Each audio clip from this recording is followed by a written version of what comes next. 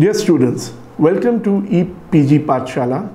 I am Mahesh Kalra, Curator of Numismatics at the Asiatic Society of Mumbai, and I welcome you to the module of Coinage of Marathas under Chhatrapati Shivaji Maharaj and the Maratha Confederacy under the subject heading Indian Numismatics. Under this module, we are going to study and explore the coinage of the Marathas from the 17th century right up till the 19th century. So the subject covers, the aim of this module is to review various types of Maratha coinages issued at the different periods of Maratha history. It is also to bring in focus the volume of each coin type from the period of Chhatrapati Shivaji Maharaj till the loss of Maratha power in 1818. The module also covers the various influences on Maratha coinage right from local powers to imperial coinages of the Mughals.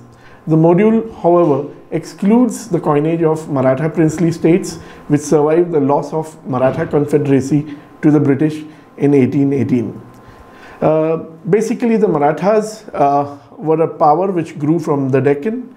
Deccan, if we observe, is a region of India geographically which is isolated from the northern India, basically by a solidified basalt barrier of steep mountain ranges stretching from the east to west in the form of eastern and western Ghats, complemented by some ancient rivers like the Tapti, the Narmada and Mahanadi in various directions.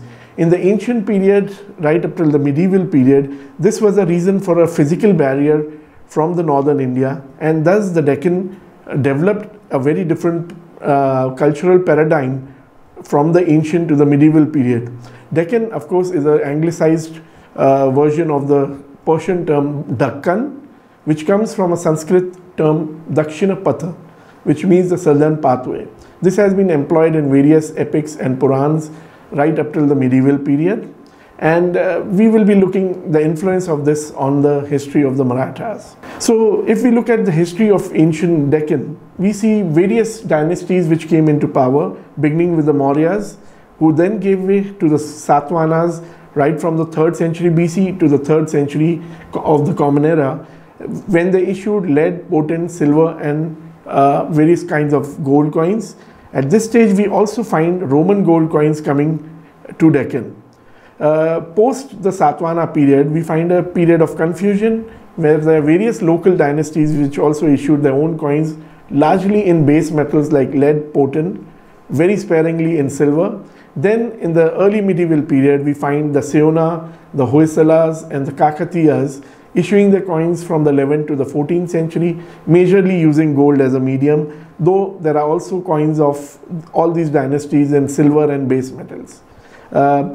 Also then we find the later Islamic period under the Khaljis and the Tughlaqs, basically in the 13th and 14th centuries, where again gold, silver, billion and copper coins were issued. And finally, just before the Marathas, there is the Bahmani and the Vijayanagar influence, very strongly influencing the coinage of the region.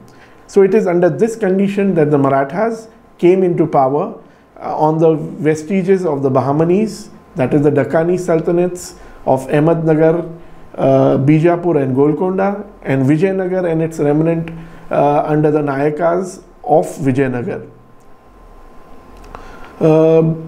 Marathas began as a small power under Chhatrapati Shivaji Maharaj somewhere in the 1650s, but they soon built a very compact Maratha kingdom spread over the western Maharashtra and Karnataka under a very able leader, Chhatrapati Shivaji Maharaj. After his death in 1680, Maratha power waned for a while due to a very huge Mughal invasion in the region, but they revived again in the early 18th century under the Peshwas. The Peshwas again were initially prime ministers of the Maratha Chhatrapatis, but soon they became a power by themselves seated at Pune. And later they also had their own local chieftains seated in Nagpur, Indore, Gwalior, Baroda, basically controlled from Pune. So this was the second stage of the Maratha Empire when it grew into a large Maratha Confederacy. But in 1761, after the third battle of Panipat, the Maratha power tilted in the favor of the local four chieftains of Nagpur, Indore, Gwalior and Baroda, with a nominal chieftain of Peshwa at Pune and a very nominal Chhatrapati seated at Satara. The Maratha Confederacy lost its joint power after the Third Anglo-Maratha War of 1818, and as I have already explained, post this period we find that there were a lot of Maratha princely states which survived, but that is not the subject of the discussion today. So the Maratha empire timeline is the Chhatrapati period from 1664 to around 1700 AD. Then there is 1710 to 1761, which is the Peshwa period. Again, this is a period of great influence. Finally, there is the Confederacy period stretching from 1761 to its final defeat in 1818. Now, the Maratha coinage had various influences and various paradigms that influenced it. First of all was the coinage, copper coinage of Bahmani and Nizam Shahis, which influenced the copper shivrais of the Marathas. Then there was the gold, Fanams and the Huns of the Vijayanagar Empire. This basically gave rise, or rather influenced, the Huns of Chhatrapati Shivaji Maharaj, which he issued in 1674, just immediately on the verge of his coronation at his capital, Raigad. And finally, in the later Maratha period, there was the Mughal system of trimetallic currency based on the silver rupee, but having its gold and copper units, which came from North India. This influenced the Peshwas to issue their own coins of Mughal types due to their prevalence in the region. So thus we have three of these influences influencing the currency: the Bahmani, the Vijayanagar and the Mughal. None of these had a total impact, but they were influencing the coinage at various times. For instance, the copper shivrai and its weight pattern is directly linked to the Bahmani copper coins. But these are basically issued right from the period of Shivaji up till the 19th century. Then we have the Huns and the Fanams, which were issued for a very limited period, but they are directly connected to Vijayanagar. And also we find in Huns and Fanams the use of Nagari, again linked to the Vijayanagar Empire. Finally, the Peshwai period, we find copies of Mughal coins or actual coins which were of local varieties, minted but having certain mint marks which distinguish them as Maratha rupees.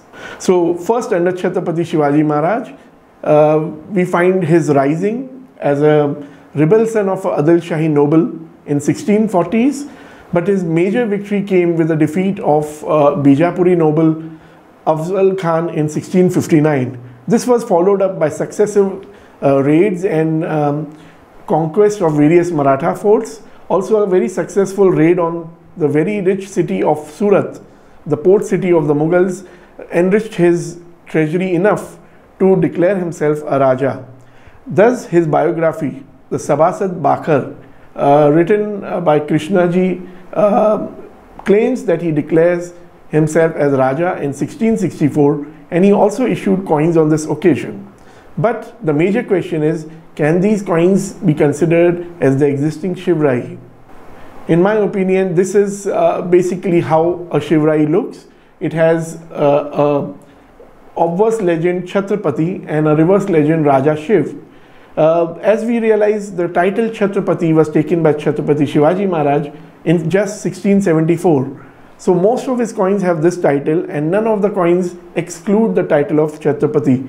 So in 1664, either there could have been coins which could have been just having a limited issues, limited to the inner circle of Chhatrapati Shivaji Maharaj, where he identified himself as Raja, and most probably these coins have not survived. Alternately, this could have been a misunderstanding on part of the biographer. We see some of these coins of Chhatrapati Shivaji Maharaj which have a very well defined border, dotted border. These are believed by many coin collectors to be coronation pieces of Chhatrapati Shivaji Maharaj, and thus in this PowerPoint we have called them as coronation shivrais.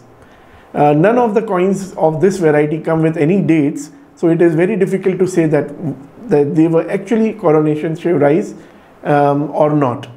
The other main issue with Chhatrapati Shivaji Maharaj is the issue of a very beautiful Hun with his own Nagari titles, These have again the same title, Chhatrapati on one side and Shri Raja Shiv, divided in 3 lines. These coins are very rare, and some 4 to 8 pieces have survived in the modern period. This tells us that probably these coins were again struck in a very limited quantity, or they were melted by the Mughals when they took over Raigad in 1690.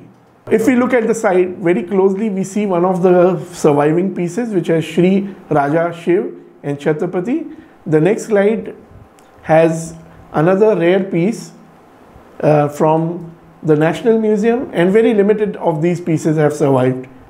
Also, we find in case of Chhatrapati Shivaji Maharaj, small coins called Fanams and half Fanams, which have survived in the modern period with the similar inscriptions, Shri Raja Shiv and Chhatrapati on both the sides. These again are supposed to have been issued on the verge of his coronation. Similar coins also appear regularly in the coin markets with silver and base metals. The silver ones are believed to be possibly modern copies of these coins. There are no records of Shivaji's silver hoons being issued at any stage in any of the historical references. Another interesting piece of history which is connected to coins is one of the coins of Chhatrapati Shivaji Maharaj, which has the legend Raja Chhatrapati Shiv along with Shri Jagdamba Prasann. Now these coins are again believed to have been issued by Chhatrapati Shivaji Maharaj, who is believed to have believed in Ai Jagdamba, who was his patron saint and patron goddess, and believed to have been issued by Chhatrapati Shivaji Maharaj as a rupee. However, recent research has brought out fresh evidence that these coins were probably issued by a later Shivaji of the Kolhapur branch, probably Shivaji III, and these are not connected to Chhatrapati Shivaji Maharaj the Great. Also, we find the various types of Chhatrapati Shivrais. Since these were issued for a very long period, we find varieties of these. As already explained, there are coronation Shivrais, then there are half dotted border Shivrais. There are also many numerous fractions of the Shivrai. So which tells us that this was a detailed system which evolved in the Maratha Empire. There are also references of the British period of Shivrais still being used by the local populace, pointing to its successful issue by the Marathas. We also find at the later stage various other coins of issued by the later Chhatrapatis. We find Shivrais in the name of Shivaji's successors, namely Chhatrapati Sambhaji, Chhatrapati Rajaram and Chhatrapati Shahu. These, however, the volume of these Shivrais is very small, which tells us that these were probably issued in a very limited period and for a very little volume. However, the large number of Shivrais convince us that they were very popular and thus issued for a very long period. We find references to Shivrais in the name of Chhatrapati Shivaji being issued even in the later period on the orders of the Peshwas. So this is a Chhatrapati Shambhaji Rajesh Shivrai. Then we have Shivrais in the name of Chhatrapati Rajaram and Chhatrapati Shahu Maharaj. This brings us to the question of the coinage in the period of Chhatrapati Shivaji Maharaj the Great. We find that he was unable to implement a uniform coinage in his vast empire since it crossed various different monetary zones. Looking at his treasury at his death, one of the contemporary authority tells us that he left 68 kilograms of gold fanams, 5 lakh hoons, various types of rupees, Spanish dollars, even Venetian ducats coming all the way from Venice. These were called as putlis in Maharashtra in view of the Christian imagery on these coins. And finally, we have the gold mohurs of Surat, which definitely came from the Surat raid and other Mughal mints. The later period of Marathas, as I already elaborated, was under the Chhatrapatis of Satara and Kolhapur. In 1690s and 1700s, there was a Maratha civil war which divided the Maratha kingdom into 2 branches of Satara and Kolhapur. The Kolhapur branch under Tarabai and her son Shivaji III issued Mughal rupees very early in the name of Mughal Emperor Farrukhsiyar. These have the mint name Sarkar Raibag Kolhapur. From the period of Muhammad Shah, we find even the Satara branch going on to issue coins of the Mughal type from various mints. Thus, we find the Rajas of Satara and Kolhapur having their own coins copied or minted with the Mughal permission in the middle of the 18th century. Various mints have been named of this period under the Rajas of Kolhapur. These are Kolhapur, Kagal, Panhala, Kapsi, Raibag, Malkapur, Bavda, Manoli, Chikodi, Vishalgarh, Hokeri and Malvan. The mints of the Rajas of Satara are numerous and too vast to mention, but they are spread right across the western Maharashtra, right up till Gujarat and parts of central India and North India. Since the Rajas of Satara under Peshwas grew much more than the Rajas of Kolhapur.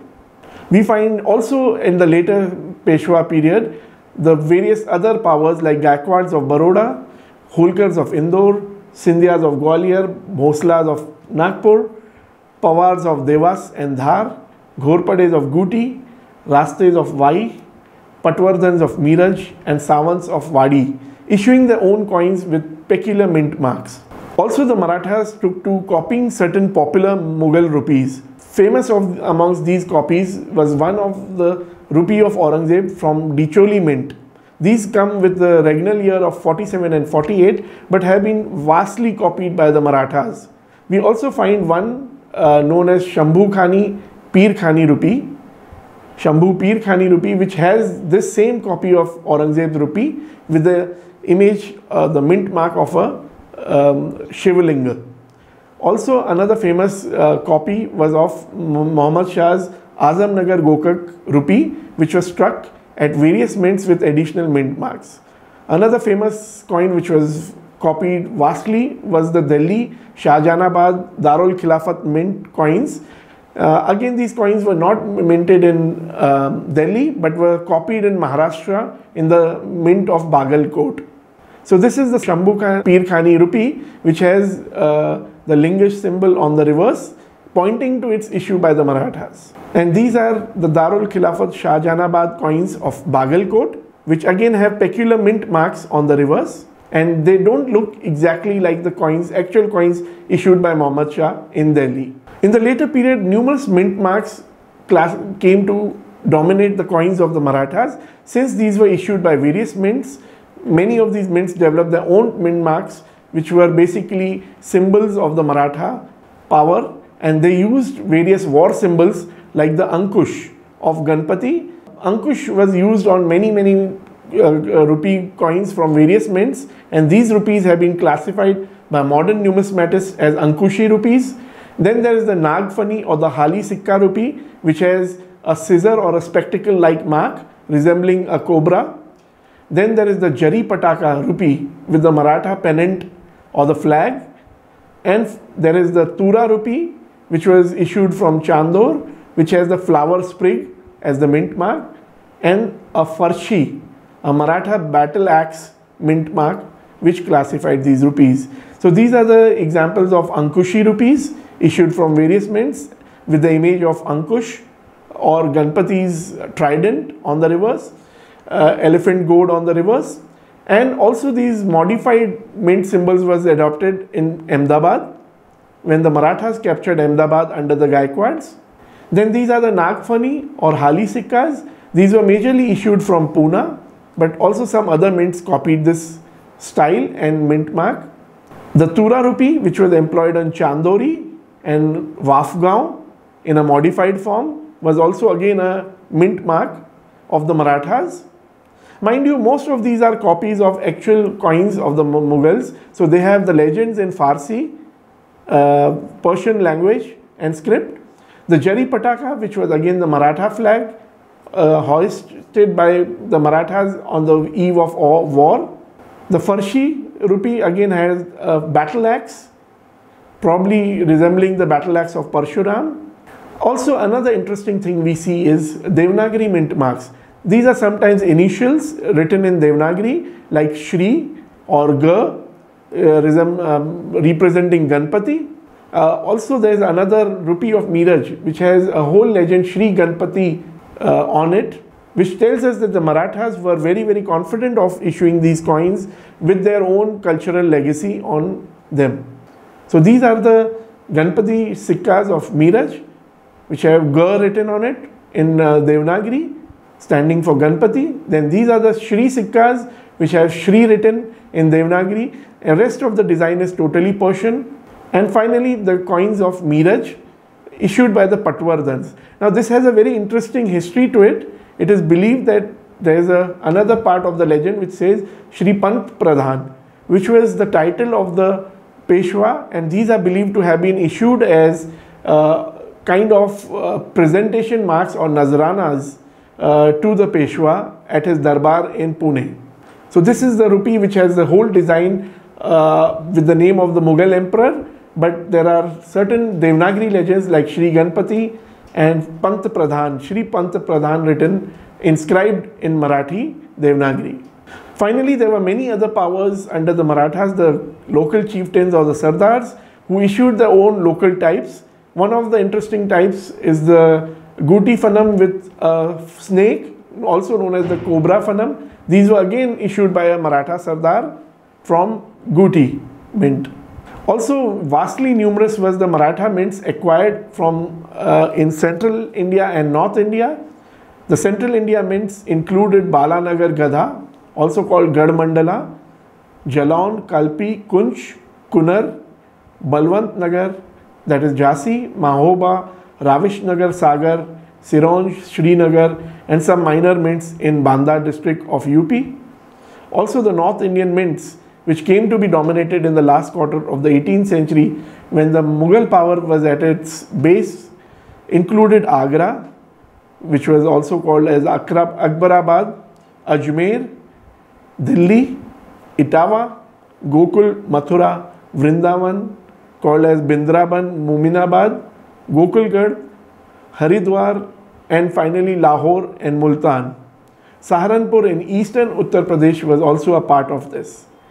As already elaborated, the Maratha Confederacy came to an end in 1818. The British took over the Pune mint and issued coins briefly before closing it down in the 1830s when its own uniform British Indian rupee came into existence.